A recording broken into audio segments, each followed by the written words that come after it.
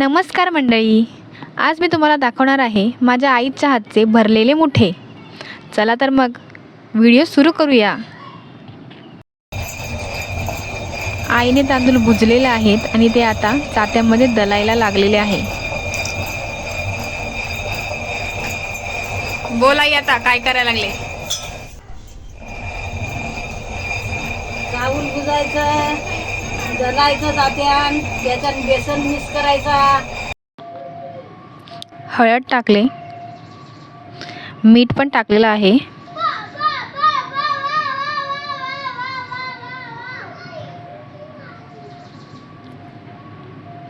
त्याच्यानंतर टाकूया मसाला.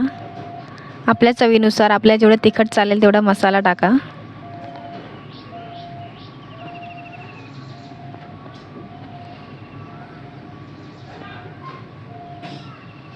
त्यानंतर जिरे पावडर,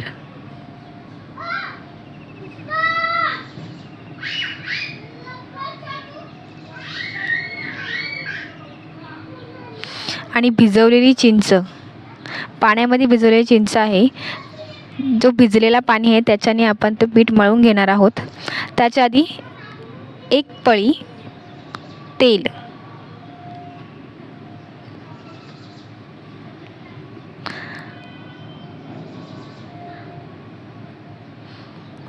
त्याच्यानंतर कोथिंबीर, लसूण आणि कोथिंबीर कुटलेली आहे ते एकत्र, ती टाकून घेऊया. आणि या सगळ्याला जो चिंचेचा पाणी मिक्स करून घेऊया. एकत्र पूर्ण एकजीव होईपर्यंत मिक्स करायचं.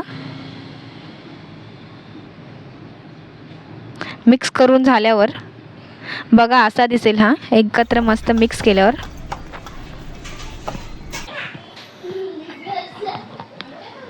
मुठे साफ करून ठेवलेत आणि आई आता मुठ्यांमध्ये बेसन आणि तांदळाचं पीठ भरायला लागले. मुठ्यांचे शेंगडे वेगळे करून मस्त धुवून ठेवले आहेत भाजी करण्यासाठी. या काय करायला लागले बोल आता? या पीठ राहिला त्या पानान गुंडून वाया नाही जावा म्हणून त्याच्याने भाजीनं टाकायचा. ते इथे भाजी आपली शिजलेली आहे आणि मस्त असा वास सुटलेला आहे सर्व घरभर.